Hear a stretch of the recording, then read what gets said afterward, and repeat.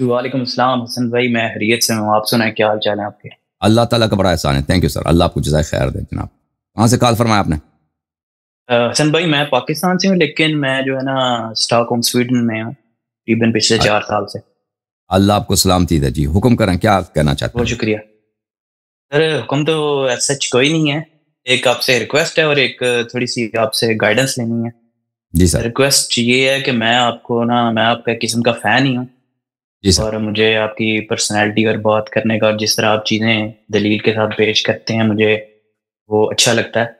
اور thank you sir. پہلی اللہ آپ کو ریکویسٹ جزائے یہ خیر تھی دے. کہ بہت شکریہ. پہلی ریکویسٹ یہ تھی کہ آپ اپنا کوئی ایسا ایک ایپیسوڈ بنائیں جس میں آپ اپنی لائف کے بارے میں تھوڑا بتائیں، جو کس طرح آپ نے اسٹارٹ کیا، کیا اسٹڈی، اور پھر اپنی جرنی ابھی تک کی. تو ایک تو وہ بعض لوگوں ریکویسٹ نے ہے. پوچھا ہوا ہے، آپ انٹرنیٹ پہ سرچ کریں آپ کو مل جائے گا. ٹھیک ہے نا؟ میں نے وہ ہاں دیکھا، لیکن ایز سچ کوئی کمپریہنسو تھوڑا سا جس میں آپ بتائیں اپنے لائف کے فیزز، جس میں کچھ آپ نے کوئی ہارڈ شپ دیکھی ہو یا کچھ جب ہاں آسانیاں آئیں تو پھر یہاں تک آپ کیسے پہنچے، جیسا آپ کو صحیح لگے. میں نے سرچ کیا تھا لیکن مجھے تھوڑا تھوڑا ملا، لیکن ایک فل فلیج ہوں. پرسائز اچھا تھا کوئی ویڈیو نہیں ہے. وہ ہماری زندگی جو ہے نا، نشیب و فراز ہر انسان کی زندگی میں ہوتا ہے. ایسے نہیں ہوتا کہ زندگی میں مشکلات پیش نہ آئے. زندگی میں تو سب کے مشکلات، چیلنجز تو ہوتے ہیں. اور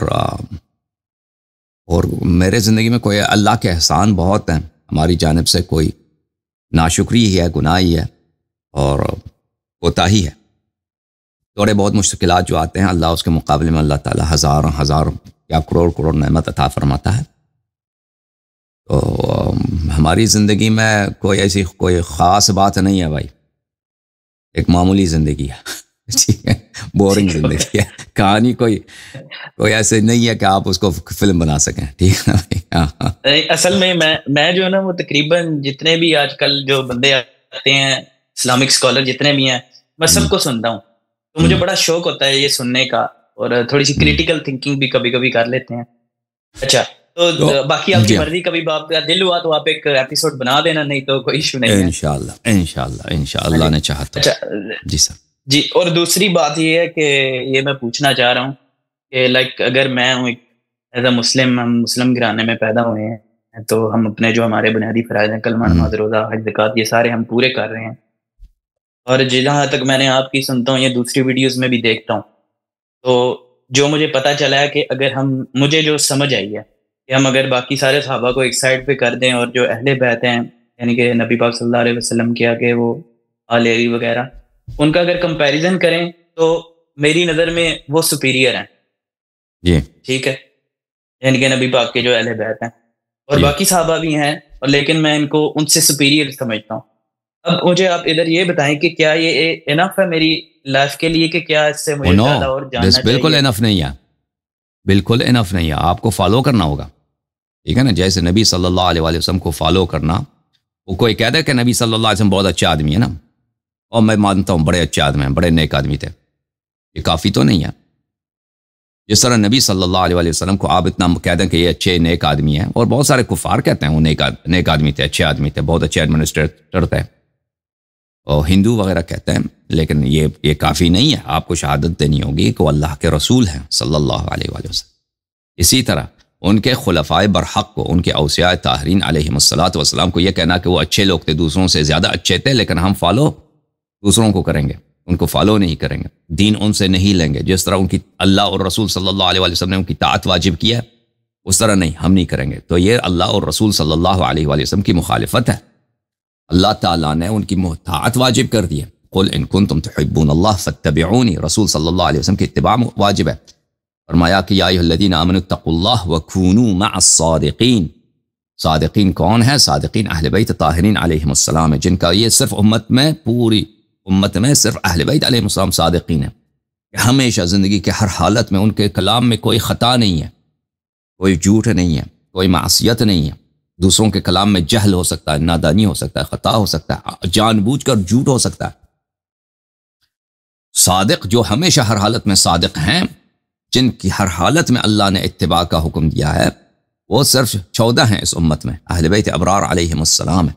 تو یہ کافی نہیں ہے کہ آپ میرے بھائی آپ ان کی صرف کہہ دیں کہ وہ اچھے ہیں. رسول اللہ صلی اللہ علیہ وآلہ وسلم نے اپنے خطبۃ الوداع میں بار بار یہی تو مختلف طرق سے جو نقل ہے، اور خطبۃ الوداع کے علاوہ انہوں نے فرمایا کہ میں تمہارے درمیان چھوڑ کے جا رہا ہوں کہ اگر تم ان کی اتباع کرو گے کبھی گمراہ نہ ہو جاؤ گے، قرآن اور اہل بیت علیہم السلام، ٹھیک ہے نا۔ اگر ہم کہہ دیں کہ میں قرآن کو ایک بہت اچھی کتاب مانتا ہوں، ٹھیک ہے نا، بہت سارے اللہ جانتا ہے کہ میں نے عرب ادبا جو ہیں ان میں بہت سارے کرسچنز ہیں، کیونکہ آپ کو پتہ ہے کہ عربوں میں سب مسلمان نہیں ہیں، عربوں کی ایک بہت بڑی تعداد مصر میں، لبنان میں، عراق میں یہ غیر مسلم ہیں، یہ کرسچن ہیں، یہ عیسائی ہیں، اور ان میں بہت بڑے بڑے ادیب ہیں عربی زبان کے، اور عربی زبان کے بڑے بڑے پروفیسر ہیں مختلف کالجز میں، یونیورسٹیز میں، خود عرب دنیا میں۔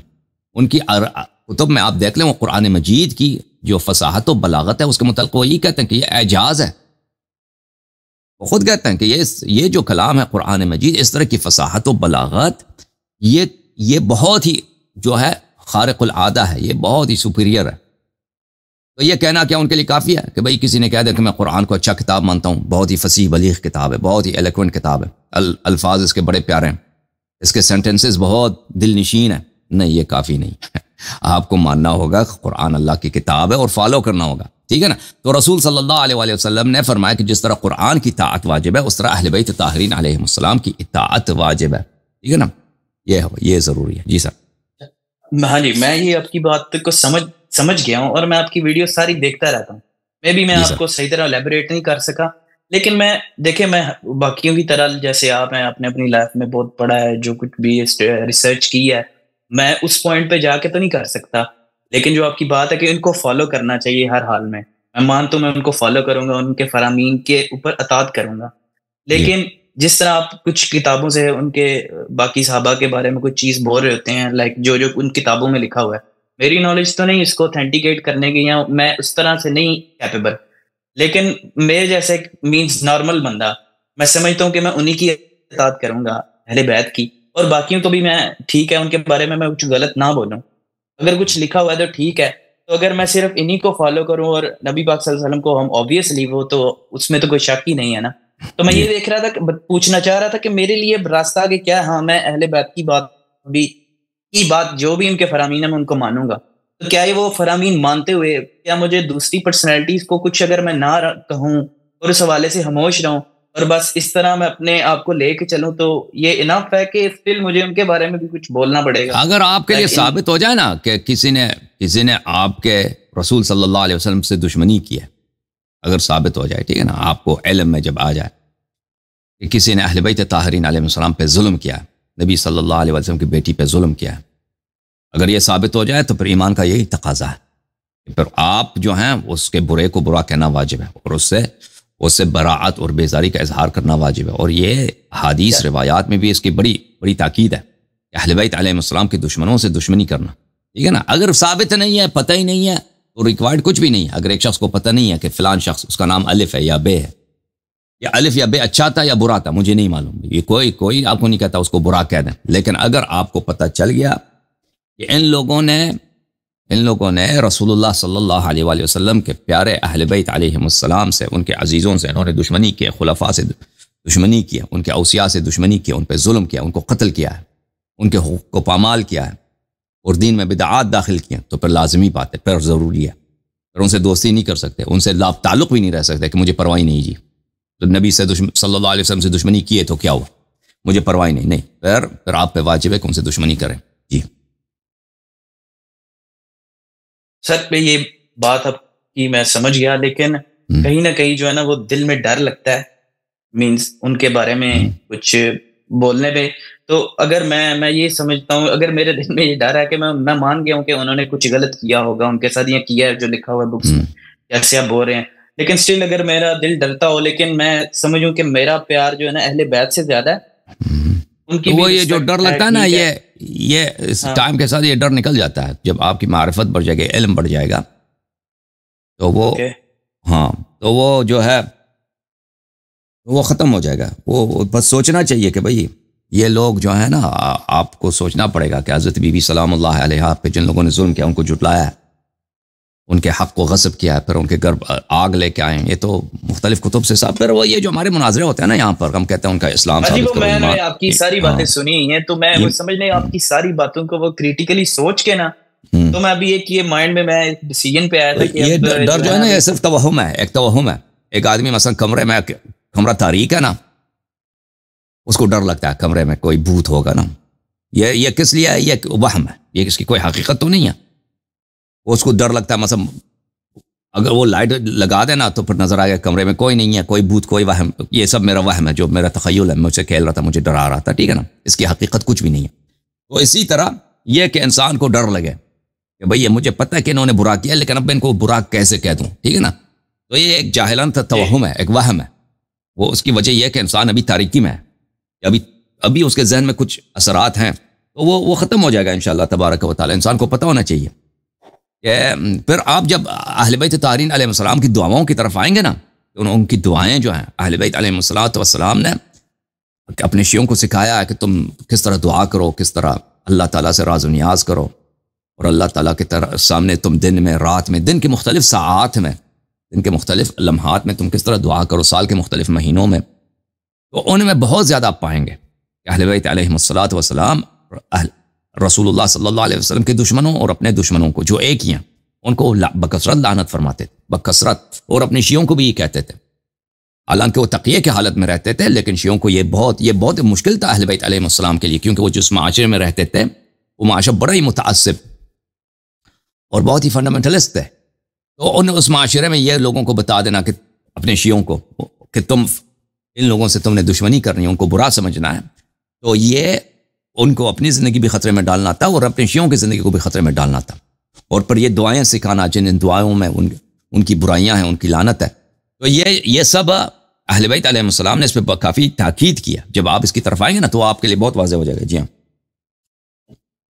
اچھا، اب لاسٹ پہ جو ہے نا، اب میری سچویشن کو سمجھ گیا میں نے، جتنا مجھے سمجھ آئی ہے کہ اب مجھ سے بڑے بھی ہیں اور سمجھدار بھی ہیں.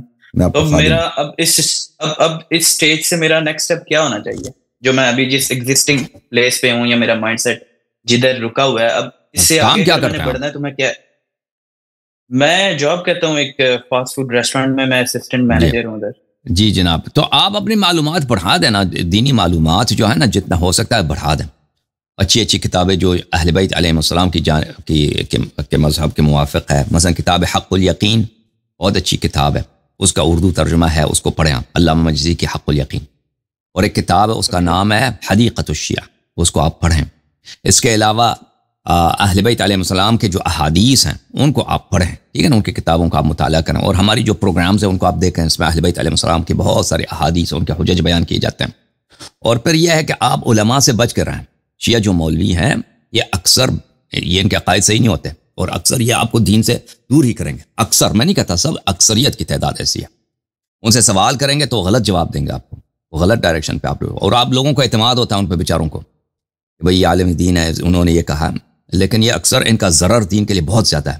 تو یہ ان سے بچ کے رہنا، شیعہ مولویوں سے جماعت مخالفین کے مولوی تو آپ کو پتہ چل ہی گیا کہ ان کا کیا حساب ہے. تو آپ جو ہے نا، کچھ شیعہ مولوی ایسے ہوں گے جو صحیح باتیں کریں گے، اہل بیت علیہ السلام کی احادیث، روایات، ان کی باتیں ان کے فرامین کے مطابق ہے، ان سے لینا بہت اچھی بات ہے، ضروری ہے، ٹھیک ہے نا، ایسے علماء سے. لیکن ہمارے زمانے میں جو علماء ہیں ان کی تعداد بہت کم ہے، بہت ہی کم ہے شیعہ مذہب میں، جن کے جو اہل بیت علیہ السلام کے اقوال و افعال کو جانتے ہیں، وہ آپ کو وہ بیان کریں گے. اکثر شیعہ مولوی ان کے وہ جہالات کے اور ظلمات کے سمندروں میں ڈوبے ہوئے ہیں، اور وہ آپ کو گمراہ کر دیں گے. تو آپ جو ہے نا حدیث کی کتابیں پڑھیں، جو معتمد کتابیں ہیں، میں نے ان کو کہا ان کو پڑھیں، اور ہماری پروگرامز کو فالو کریں. اور انشاءاللہ اگر کوئی ایسا عالم ملے آپ کو، ایسے بھائی ملیں جو عالم بھی نہیں ہے، جو اہل بیت علیہ السلام کی باتیں وہ آپ سے شیئر کرتے ہیں، تو ان سے آپ استفادہ کریں. ٹھیک ہے نا میرے بھائی؟ ٹھیک ہو گیا سر. ویسے میں نے ہنڈریڈز آف منٹس جو ہے نا، آورز میں جو ہے نا، وہ میں 3 بندوں کو سنتا رہتا ہوں ابھی سے نہیں، تقریباً پچھلے 4-5 سال سے. صحیح. آپ کو تقریباً کچھ ماہ سے سٹارٹ کیے، کچھ 6-7 ماہ سے. باقی وہ انجینئر صاحب کو اور اسرار صاحب کو جو ہے نا، میں بچپن سے اسرار صاحب کو بچپن سے سنتے آ رہے ہیں، اور انجینئر صاحب جب سے یہ فیمس ہوئے ہیں، اور آپ کی باتیں، اور پھر میں اس میں سے کریٹیکلی دیکھ رہا ہوتا ہوں کہ جو ہے نا وہ مجھے ادھر موو کرنا ہے. تو باقی بہت شکریہ، آپ نے مجھے گائیڈ کیا. اللہ آپ کو عزت دے، اللہ آپ کو سلامتی دے میرے بھائی. تھینک یو سر، اللہ آپ کو عزت.